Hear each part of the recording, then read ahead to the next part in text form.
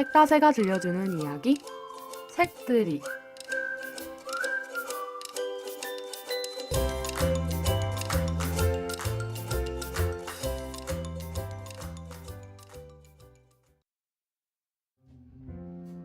안녕하세요. 책다새에서 활동하고 있는 교사 유현정입니다.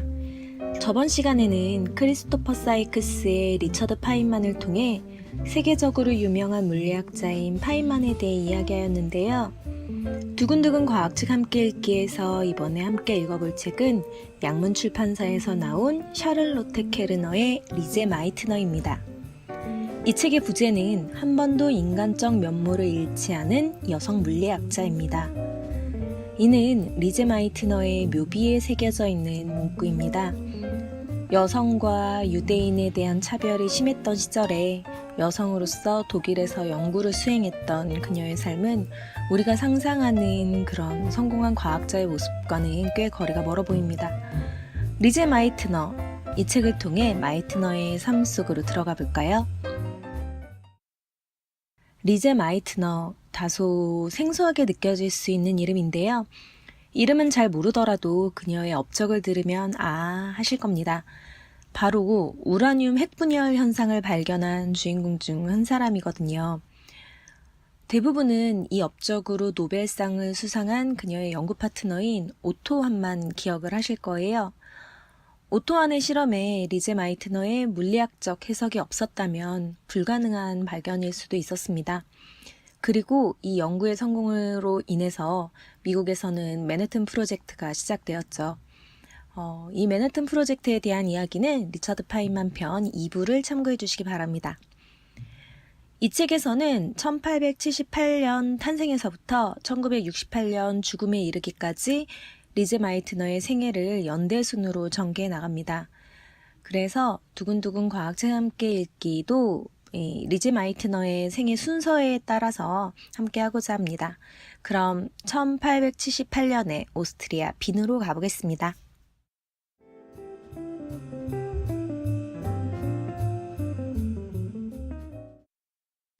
(1878년 11월 17일에) 리제 마이트너는 3남 5녀 중 셋째로 태어났습니다. 그 시절 마이트너의 이름은 리제가 아닌 엘리제였는데요. 조부모와 외조부모 모두 둘 중 한 명이 유대인이었습니다. 그래서 리제 마이트너의 출생 기록이 빈의 유대인 공동체 출생 명부에 등록이 되어 있는데요. 이 1878년 11월 17일은 거기에 기록되어 있는 생일입니다. 변호사인 아버지 필립 마이트너는 시대를 앞서는 생각을 갖고 계신 분인 것 같습니다. 그 시대에는 여자가 학업을 이어나가기 힘든 그런 시대였는데도 불구하고 딸들의 교육을 적극적으로 지원하였고 과학자, 의사, 작곡가 등으로 키워냈거든요. 그 시대의 상황을 엿볼 수 있는 부분을 함께 볼까요?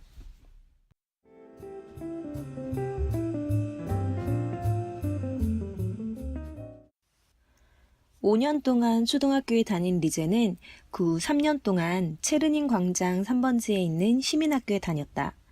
시민학교는 중학교나 김나지움에 진학하지 못하는 학생들에게 일반 초등학교 수준 이상의 교육을 수행하는 곳이었다. 정확하게 말하면 리제의 경우에는 중학교나 김나지움에 진학할 수 없었다. 당시에는 상위 교육기관으로 진학하는 것이 여자아이들에게 허용되지 않았기 때문이다. 1892년 7월 15일, 리제는 시민학교 3학년 과정을 마쳤다는 증서를 받았다. 이 증서는 동시에 졸업 증명서이기도 했다. 리제는 수를 5개, 우를 6개 받았고 행실은 나무랄 데 없음이라는 평가를 얻었다. 이렇게 성적이 좋은데 더 이상 배우고 공부할 기회가 없다는 것인가? 리제의 부모는 14살 된 딸아이와 함께 딸의 미래에 대해서 이야기했다. 그때 리제가 공부를 계속하겠다고 말했을까? 우리는 그녀가 나중에 이야기한 것을 바탕으로 추측만 할 수 있을 뿐이다. 어렸을 때부터 나는 수학과 물리학에 아주 강하게 끌렸는데 그렇다고 곧바로 공부에 뛰어들 수는 없었다. 그 이유 가운데 하나는 당시 사람들이 여성 교육에 대해서 매우 보수적이었기 때문이고 다른 한편으로는 내 고향인 빈의 특수한 상황 때문이었다. 결국 나는 몇 년을 잃어버렸다. 기름이 섞인 물 웅덩이의 무지개 빛깔을 관찰하며 어디서 이렇게 아름다운 빛깔이 나오는 것인지 궁금해하던 리제 마이트너는 자연 속에서 미지의 것을 발견하고 그에 대해 질문을 많이 하였다고 합니다. 또 주변의 친구들은 어린 시절의 리제 마이트너를 수학과 물리 문제에 관심이 많았지만 일상생활에서는 소극적인 그런 아이로 기억을 하고 있고요. 아버지가 자유사상가이면서 정치와 철학에 관심이 많았던 탓에 그의 자녀들은 어린 시절 개신교 종교 수업을 들었고 또 사회 문제에도 자연스럽게 관심을 가졌다고 해요. 그리고 인간적인 고난에 대한 열린 마음도 가지고 있었다고 합니다. 리처드 파인만의 어린 시절에서도 느꼈다시피 부모의 교육과는 참 큰 영향력을 끼치는 것 같습니다. 리제 마이트너의 부모님이 어떤 교육관을 가지고 자녀들을 키웠는지에 대한 부분을 읽지 않을 수가 없겠죠.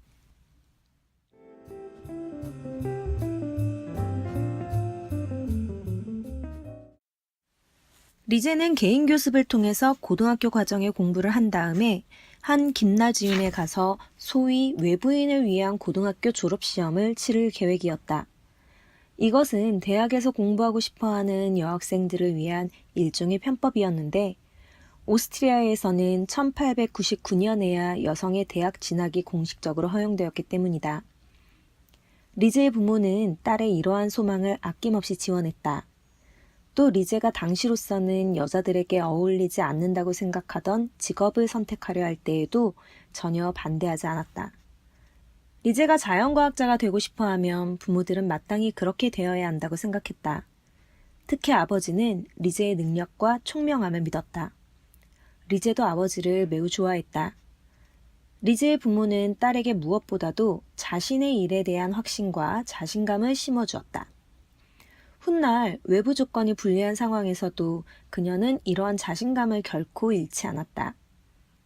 깊은 내면에서부터 자신은 무엇인가를 할 수 있고 또 그런 능력을 가지고 있다고 스스로 확신했다.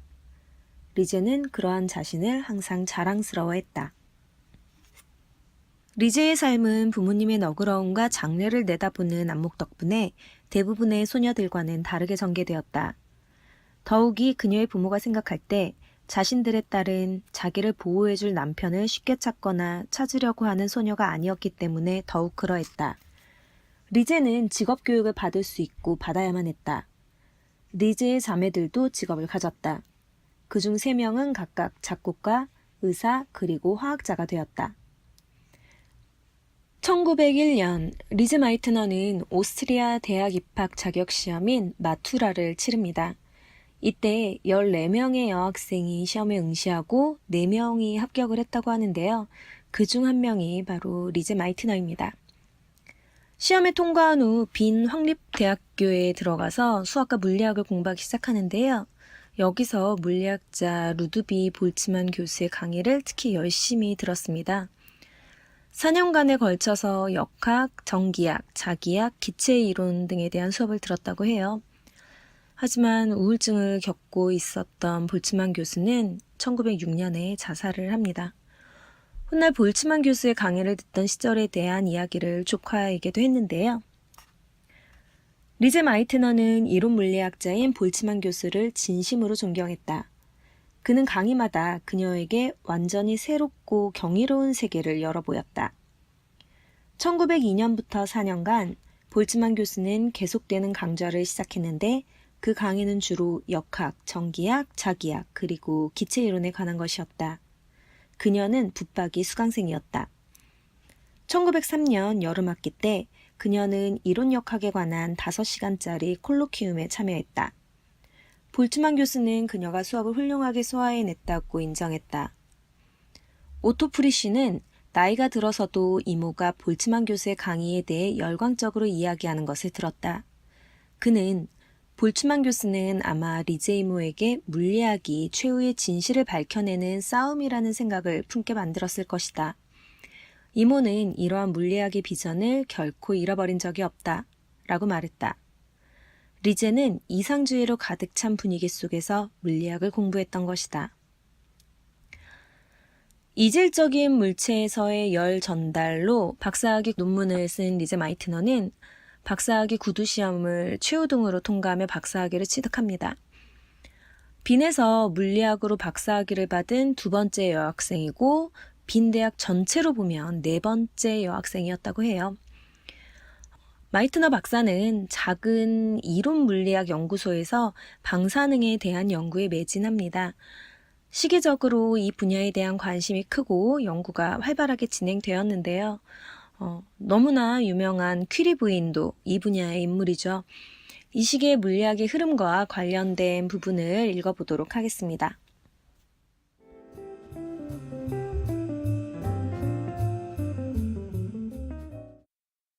그해 여름 20세기도 반년이 지나갔고 핵시대가 시작되었다.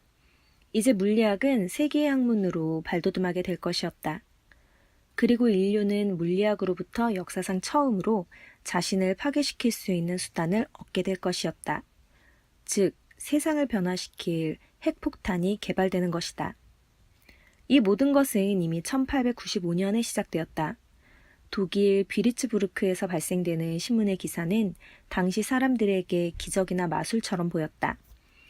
그것은 비레름 렌트겐이라는 남자가 11월 어느 날 나무와 금속을 통과하는 광선, 사람의 몸도 들여다볼 수 있는 광선을 발견했다는 것이었다. 사람들은 뼈가 드러나 보이는 손의 사진을 믿기지 않는다는 듯이 흥분하며 들여다보았다. 렌트겐의 광선이 발견된 직후 프랑스의 앙리 베크렐은 우라늄염이 눈에 보이지 않는 광선을 내보내고 사진판을 검게 만든다는 사실을 발견했다. 이 새로운 발견은 파리에 있던 한 여성을 사로잡았다. 그는 바로 마리 퀴리였다. 당시 퀴리 부인은 박사 논문을 쓰기 위해 물리화학대학 지하실에 있는 유리로 된 작은 실험실에서 실험을 하고 있었다. 이 여성 화학자는 우라늄염이 건조하든 젖어있든 또는 덩어리 형태이든 가루 형태이든 상관없이 광선을 발한다는 사실을 확인했다. 따라서 이 광선은 화학적인 변화에 의해서 예를 들어 열이나 빛을 방출하는 화학 반응에 의해서 발생하는 것이 아니었다. 색다른 미지의 일이 벌어지고 있었는데 그것은 바로 원자 스스로 광선을 방출하는 것이었다. 가장 작은 물질 단위인 원자 속에 그때까지 누구도 알아내려고 시도하지 않았던 비밀이 숨겨져 있었던 것이다. 1898년 마리 퀴리는 남편 피에로와 함께 이러한 광선을 방출하는 두 개의 새로운 원소를 발견했다. 1톤의 우라늄 광석 찌꺼기로부터 그때까지 알려지지 않았던 0.1g의 물질을 얻는 데 성공한 것이다. 그들은 이 새로운 원소에 라듐이라는 이름을, 다른 한 원소에는 폴로늄이라는 이름을 붙였다. 또한 광선이 방출되는 현상은 방사능이라고 불렀다. 자연과학자들은 20세기 초에 처음으로 원자에너지라는 말을 쓰게 되었다. 리제 마이트너도 이 방사능에 관심이 많았고 그 분야에 대해 더 공부하기를 원했습니다. 그래서 파리 소르본 대학에 있는 퀴리 부인에게 가고자 했으나 거절을 당했고 결국엔 베를린 대학의 막스 플랑크에게 가게 됩니다. 당시 프로이센 지역은 여성의 대학 입학이 허용되지 않았다고 해요. 또 그만큼 여성 학자에 대한 규제와 제약도 오스트리아보다 심했습니다. 막스 플랑크 역시 여성의 학업에 부정적인 견해를 가지고 있었는데요. 리제 마이트너가 보여준 열정과 태도가 그의 생각을 변화시키고 결국 플랑크의 강의를 수강할 수 있게 되었습니다. 그리고 그의 가족과도 친해질 만큼 돈독한 사이가 되었죠. 그녀는 그를 이렇게 회상합니다. 그는 모든 비밀스러운 것과 관계없는 사람이었다.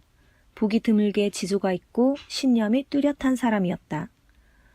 겉으로 드러난 검소함과 소박함이 이를 보여주었다.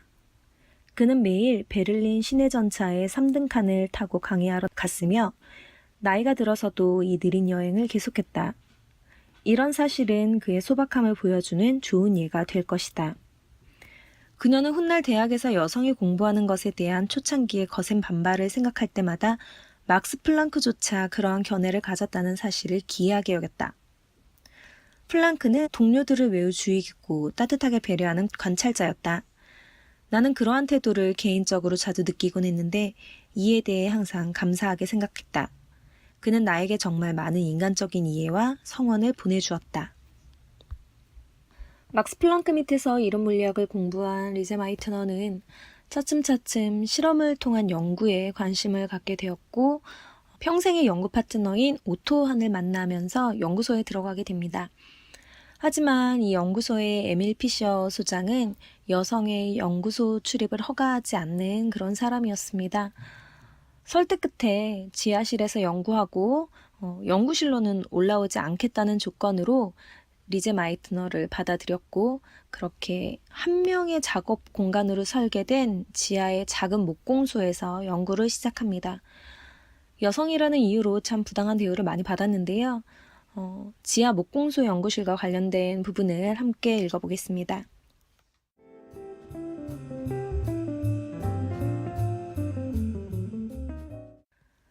그 지하실 방의 유일한 장식은 나무 공장용 밑판이었다. 그리고 소박한 설계용 책상과 측정 기기를 놓아두는 길고 무거운 참나무 책상이 하나 있었다. 오토안이 1906년에 이미 이 목공소를 제대로 된 작은 실험실로 바꾸기 시작했기 때문에 다행스럽게도 독자적인 출입구가 있었다. 그 덕분에 리제 마이트너는 피셔 교수의 요구 조건을 만족시킬 수 있었다. 물론 여자 화장실은 없었다. 이것이 피셔 교수가 여학생을 허락하지 않는 또 다른 이유였다. 리제는 필요할 때마다 가까이에 있는 음식점의 화장실을 이용했다. 이 오스트리아 여성은 배움에 대한 열망으로 종종 강의실에 높이 올라간 좌석 밑에 있는 목재로 된 빈칸 속으로 기어들어갔다. 그녀는 그곳에 숨어서 강의를 들었고 실험실에서는 체계적으로 방사능 화학 분야를 연구했다. 많은 과학 사가들은 뒤돌아봤을 때 리제 마이트너가 차별 대우를 받고 목공소에 유배된 것이 특별한 행운이었다고 평가했다. 정확하게 1907년 11월 28일 리제 마이트너와 오토안은 그곳에 공동 연구에 초석을 놓았고 그로부터 31년이 지난 후 핵 분야를 이끌어냈기 때문이다. 훔볼트 대학 입구 왼쪽 옆에 있는 석판에는 선구적인 핵과학자 두 사람을 기념하는 글이 다음과 같이 쓰여 있다. 이 건물 지하에 전에 목공소로 쓰이던 곳에서 라듐 연구자인 오토한과 리제 마이트너는 1906년, 1907년에서 1912년까지 중요한 발견을 통해 자연과학의 발달에 기여했다. 그리고 리제 마이트너는 오토한과 서로 공동 연구자였음에도 불구하고 그냥 오토한의 공동 연구자로 불리기도 했습니다. 실험과학자이면서 전공이 화학인 오토한과 이론 물리학에 강한 리제 마이트너는 초반부터 파트너십을 발휘하며 연구에 박차를 가했고 또 큰 업적을 내기도 했는데요. 이에 대해 오스트리아의 핵물리학자인 베르타 카를릭 교수는 뛰어난 화학자와 깊이 파고드는 물리학자가 만난 이상적인 연구팀이었다고 했습니다. 지금까지 리제 마이트너의 탄생에서부터 오토한을 만난 초창기 시절까지를 함께 읽어보았습니다. 여성으로 활동하기에 열악한 사회적 환경 속에서도 학업에 대한 열정과 연구에 대한 열의가 느껴졌는데요. 그에 비하면 굉장히 편하게 공부했음에도 불구하고 힘들다면서 투덜거렸던 과거의 제가 부끄러워집니다. 1부는 여기에서 마무리 짓고 2부에서 본격적으로 오토한과의 연구에 대한 이야기를 살펴보도록 하겠습니다. 리제 마이트너의 인생에 있어서 굉장히 의미 있고 때론 억울하기도 했던 그런 시절이기도 한데요. 과연 그녀에게 어떤 일이 닥치게 될지 기대해 주시기 바랍니다. 그럼 전 2부로 다시 찾아오겠습니다.